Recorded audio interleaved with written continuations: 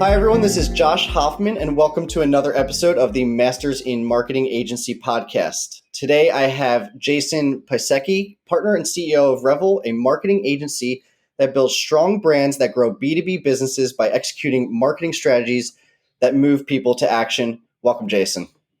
Thanks, Josh. Happy to be here. So I want to start off with a topic that we both very clearly care about, and I can see that with the picture in the back, which is baseball. And specifically really how you tie that to business. So do you mind explaining as long as you want on that one?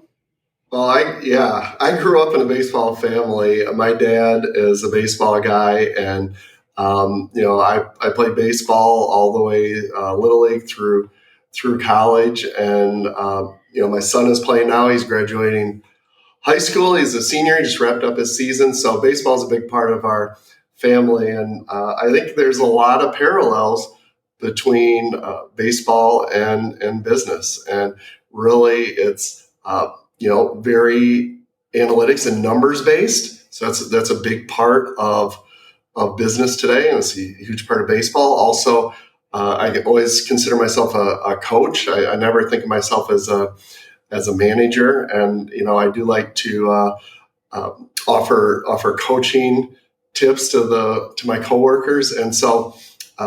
It's just part of what I do, and it's really carried over well to business. And going through your LinkedIn and doing some research, I think there's a few good one-liners that I picked up. Putting players in position to be successful, I thought was a really important part of the coaching side. And then you also mentioned inspiring and empowering athletes to achieve their full potential. So especially in baseball, where I think there's less play-by-plays like other sports, I think the manager, just like a CEO or someone in business, is more focused on making sure that you're using your skills properly and everything. So I thought that was a good way to start. Yeah, for sure. Do you mind telling me how you got into digital marketing and marketing as a whole? Well, I went to college, and I started out on the marketing track, and this was in the mid-90s. And as I was getting into my junior year, I realized that I love the marketing, but I wanted something more. And I went and talked to one of my advisors, and they were asking me about my interests, and I said, well, I was always very interested in art. I was an artistic kid, liked to draw, and they said, well, have you ever considered graphic design? And I had no idea what graphic design was. I didn't even know that existed. And, they told me more about it.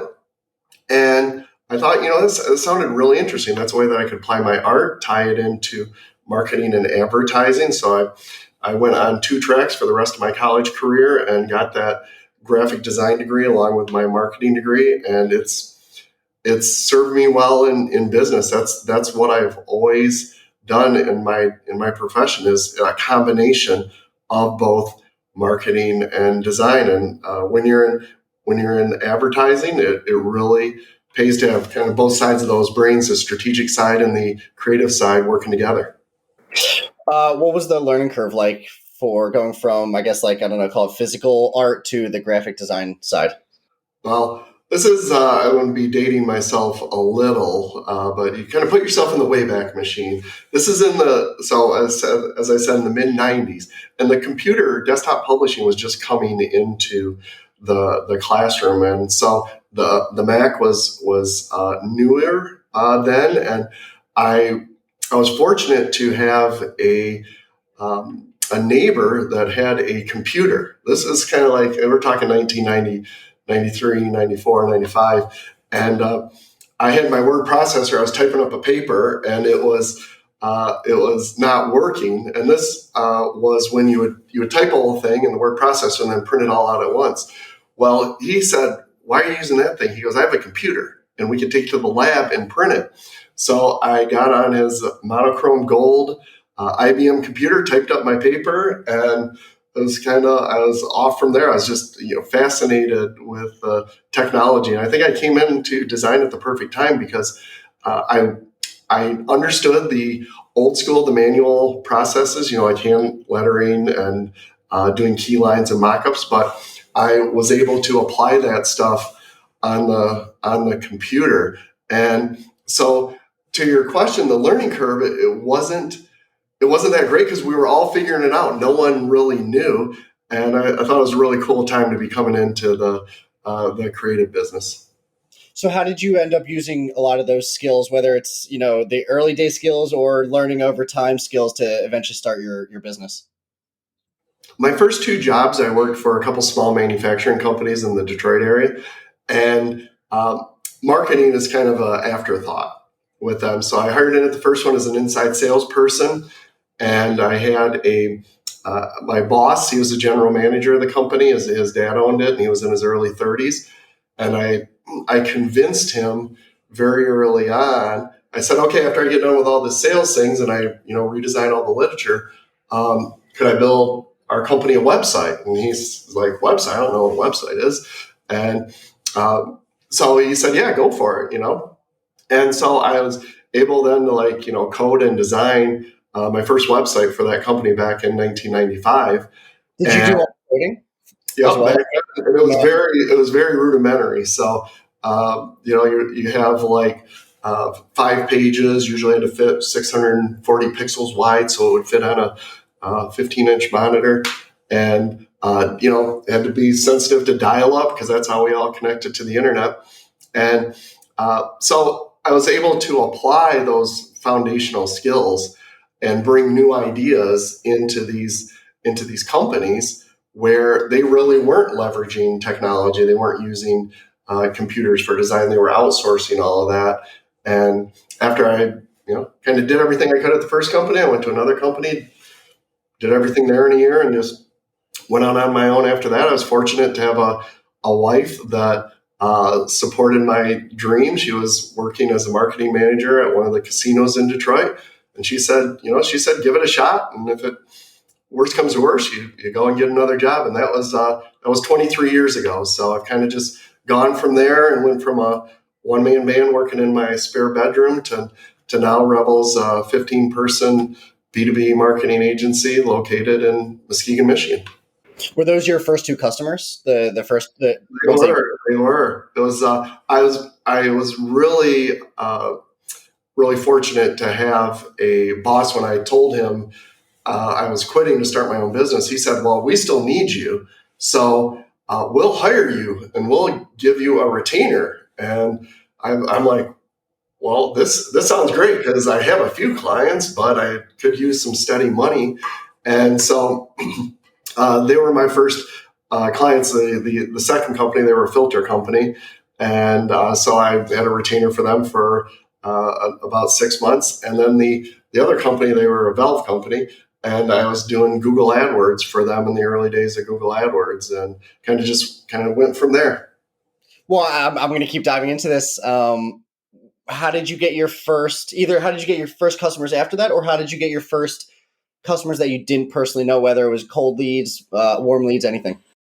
My first customer after the two companies that I worked for was actually a vendor that was coming through one of the companies. So they were walking through and they were supplying us, I want to say some valves or something like that, and some particular thing. And they needed some literature, they needed some sell sheets, and eventually turned into doing a website, and worked with them for the better part of 10 years after that. So it was a lot of just networking and leveraging relationships, and finding out that there's this huge need, very underserved in small to medium-sized businesses that were really not addressing their most pressing marketing needs. Well, to keep pulling on that, you definitely focus on a little bit different customers than a lot of the other guests that we've had, and specifically on the B2B side. So do you mind kind of just going into detail of what maybe the difference is that you see with the B2B side relative to other marketing agencies? Yeah, I think B2B is just always been where my heart is. From those first two jobs I was telling you about to growing up in Michigan, there's industry is a huge part of the economy in the state, whether it's automotive or furniture or automation. Manufacturing in particular, and the businesses that support those are just a huge part of the economy. So I grew up in a manufacturing family, like a baseball family. My dad worked in manufacturing. And so it's really what I knew growing up. And I think there's a few differences that are important.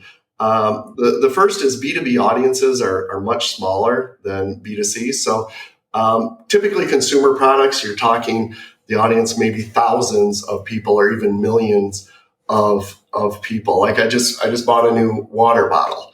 And so, I went on Amazon, I looked at ones that were available. Within a couple minutes, I decided the one that I wanted to buy, and I put it in my cart and grew. Well, there's millions of people that could buy a water bottle. Well, typically with a B2B audience, the audience is hundreds or even dozens. So, a customer and prospects list really need to be scrutinized in B2B. There's an opportunity to be very focused, like looking at specific job titles, geographies, businesses. And it's definitely a more surgical approach to customer acquisition. And, it's even more important to see things through the customer's eyes, understand their pain points, and how, our products and services are satisfying those. So that's really the first thing is much smaller audience sizes. So I guess, like the buyer they're buying a different thing, obviously. At the end of the day, it's exactly the difference between B2C and B2B, but um, is there any kind of differences that you would highlight maybe on the action items on the website, or, like instead of pressing a buy now button, maybe it's a call? Is there anything you would add to that? Well, I think most of the companies that we work with are providing either a service. So the call to action is typically schedule a consultation or a call versus a buy now, because these are products. It might be a casting that could cost millions of dollars to set up a program and to get it up and running. So you're usually not clicking, add that to my Amazon cart. It's more consultative sale. And since you're not going for as large of numbers, you're really trying to direct the right person to either, make a phone call or send an email. So, those are typically the calls to action, or, consume a piece of content. So it may be a guide on some certain type of process. So much more educational, a little more pragmatic than emotional. It doesn't mean that B2B marketing can't be creative or interesting. It's just it's a much more pragmatic buy usually. What again, to keep pulling that one, what services do you guys provide? And then specifically, what I'm asking for is, everything from website design to, do you actually make those like marketing collateral and things like that, or which pieces of services do you provide? Yeah. Well, where we like to start at Revel, ideally, we're going to start with some sort of strategic component.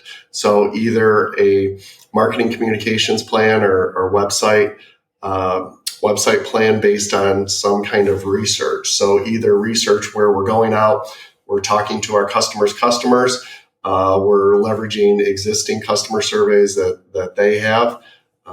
What we find is that we typically get more, I want to say honest, just different answers when we're asking the customers the questions rather than when our clients are. So strategies based on research is where we like to start, and then from there we will respond with a strategy that accomplishes our particular client's goals. So again, starting with some fact gathering, moving into a written strategy, and then from there we get into the brand building, and that's the stuff where you typically would reach out to an agency. So it could be starting out coming up with a company's name, developing their logo and their brand, the standards, how they're going to use that, and then the messaging. What's the non-visual side, the story of the brand that goes along with the visual side, the logo. So those match up. And then executing that through either digital campaigns, either social media ads, managing people's social media, developing websites, and then another thing that you mentioned is creating that collateral material. So we consider ourselves an integrated marketing firm, and it's tying all those messages together to drive a result. And then the last component is looking at, again, like the baseball analogy, looking at the analytics, taking a look at what's working, what's not working, and then adjusting the plan based on what the numbers tell us. So analytics, which tools do you guys use? Not only analytics, but any software tools, anything that you think is important?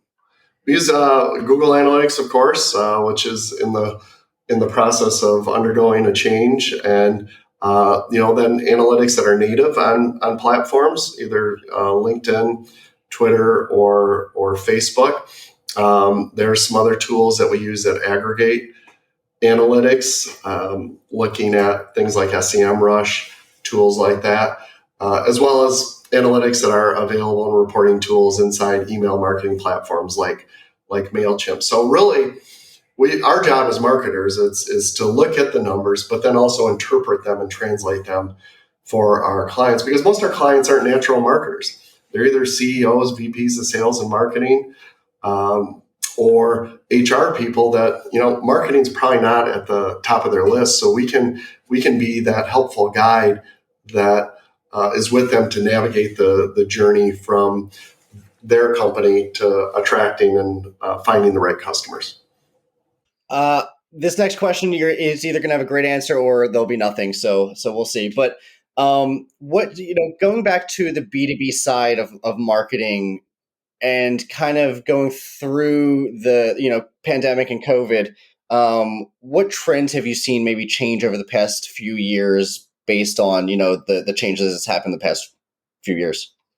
I think it's really place is not as is really not an issue anymore. Where it used to be, we would seek out clients that were within our geography, and what COVID has allowed us to do and learn, and one of the benefits is how to really take that out of the equation. So specialization really trumps being the local generalist agency. So that's from the agency's point of view. From our perspective, what we see for our clients is just a real heavy emphasis on communication during that pandemic time, communicating with their customers, letting them know how they were doing business, and really highlighting education and creating content. So whether it's blogs or emails or social media content that would educate their customers on really what the company was all about, because we're not consuming that information the way that we did in the past, where it might be a sales rep calling on somebody. Really doing that more digitally and online has been a trend that's been happening for quite a long time and just got accelerated during COVID. And then taking a step back, you mentioned starting, how you started, and then you were yourself, and then you ended up growing, obviously, now. What do you think was the right time to start hiring? Did you ever hire too many people too early, not enough people too late? So what was that experience like? Well, to answer your question, yes. We definitely have hired. We've overhired, we've underhired, and we've done everything in between. And the best thing that I did for my business is back in 2006, I had been out on my own for about 8 years, and I had really hit a plateau where I just wasn't going to grow anymore. There were only so many hours in the day. I had young family at that time. I had, when I was getting going, I have 3 kids. They're 20, 20, and 18 now, but at the time they were like 2, 2, and 1. So it was pretty hectic around our house, and so my time was finite. And so in 2006, I approached a videographer that I was doing work with. We had a mutual client, and he would take that client wanted the VHS tapes that he made, put on his website. So this is like really old school technology here. We'll get into the cassette player later. So anyway, a videographer friend, his name's Andy, I approached him and said, well, we're doing a lot of this for the same client. Maybe we could do this for other people. And so we became partners. And I think that as in the agency world, that was really the first critical growth point in my journey.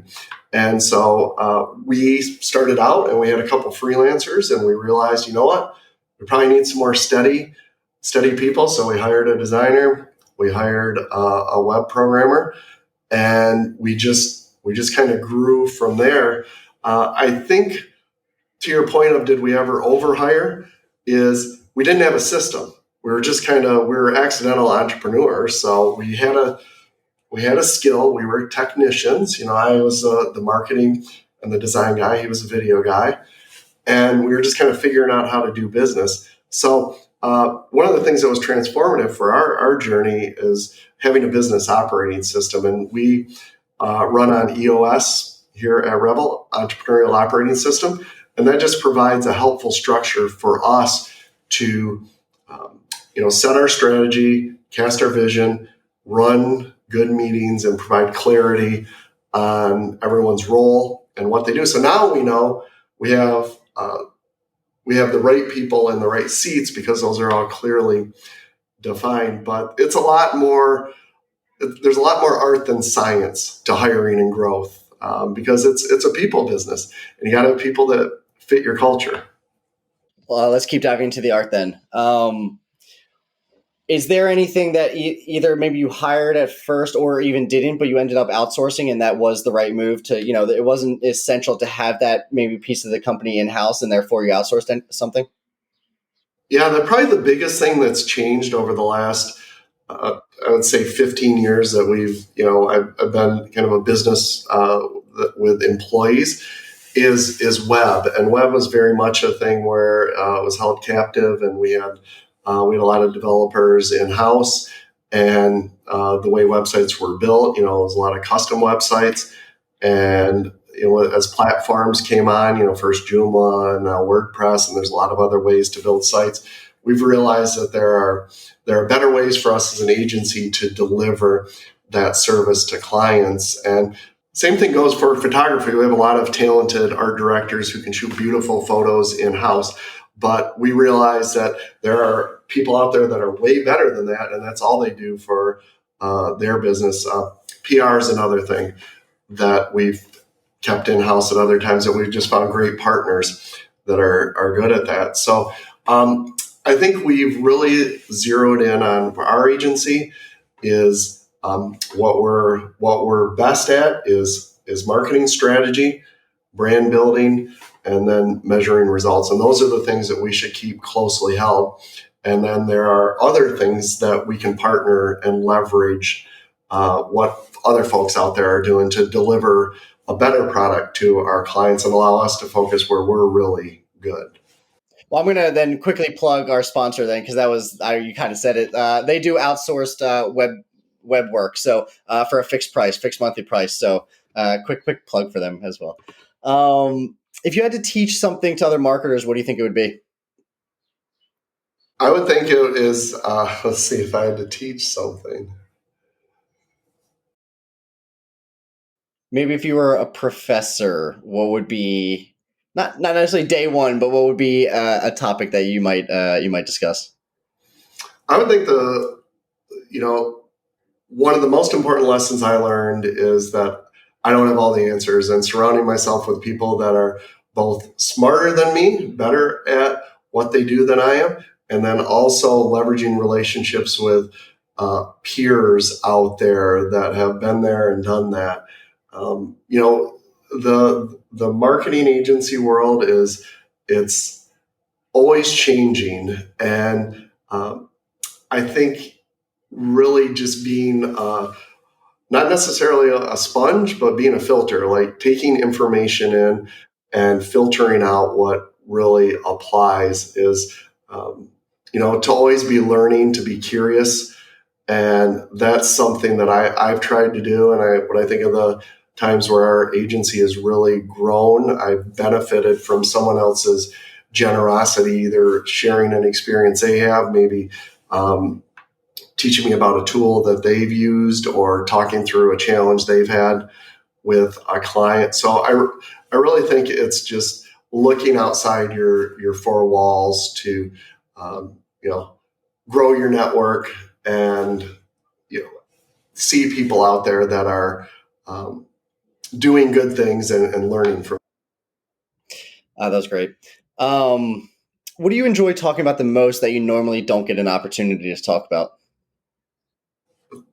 Well, besides baseball, which I do work into a lot of things, so we have I would say we're very skewed on non-sports people around our agency, but everyone has really gotten to the point where they begin to appreciate all my baseball stories.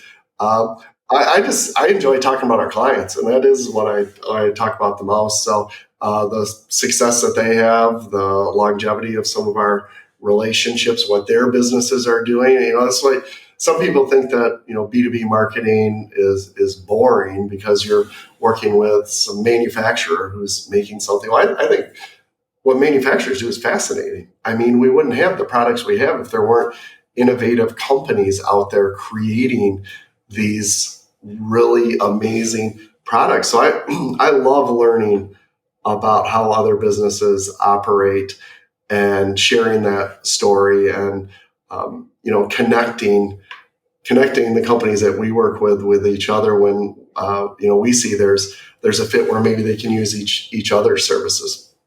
And speaking of learning, any book recommendations, whether it's business, self-help, I mean, quite literally anything. If you want to fiction, anything, any book recommendations?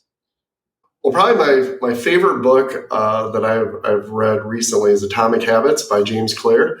And that book is just, I realized in reading it, I am a very habitual person in a good way. I mean, if I say I'm going to do something on a certain time and day, I'm going to do it. Like I've written a Monday email to our team every Monday morning for the last 284 weeks.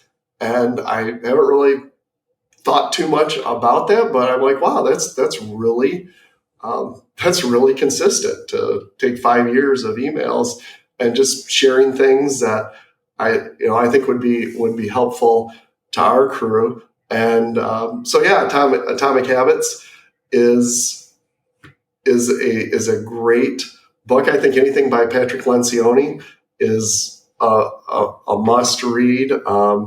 And Death by Meeting was the first one of his that I really enjoyed. And then Five Dysfunctions of a Team is also good. And then the other one, I got to throw in a baseball one, is a Baseball 100 by Joe Posnanski, where he goes and takes his top 100 baseball players of all time and he ranks them. And I'm a huge fan of the Negro Leagues. I had the opportunity to go to the Negro Leagues Museum when we were doing our tour of the country to see all the Major League Baseball parks, and Kansas City, 18th and Vine, and just had a really amazing time. And I just fell in love with the Negro Leagues after that, because the stories they're as much myth and legend as they are fact, and there's just a lot of great baseball players out there. So those are a few I'd recommend. That's funny you mentioned knowing the exact street. The Baseball Hall of Fame is on Hoffman Lane or Hoffman Street, which is my last name. So that's an easy one for me to remember as well. That's a good piece of trivia. Exactly. As we come up to the end of the episode, I just want to give you an opportunity to mention how people can find you and anything else that you'd like to end with. Well, the best way to find us is go to our website. It's revel.in, and you can find out more about our agency. Also, we're active on social, so LinkedIn, Facebook, Twitter, Instagram, if you want to see what we're up to. Or you can always reach out to me directly at jason@revel.in. That's REVEL.IN. Awesome. Thank you so much for coming on the show, and I hope everyone has a great day. All right. Thanks, Josh. Thanks for listening to the Masters in Marketing Agency podcast. I hope you got a ton of value out of this episode. And before we go, I just want to thank our sponsors, DevNoodle. DevNoodle provides marketing agencies with the ability to offer their clients unlimited website design, build, and management services with fixed monthly plans. If website design, development, and maintenance is holding your agency back from growing, please reach out to us at devnoodle.com, where we make websites easy for you and easy for your clients. devnoodle.com.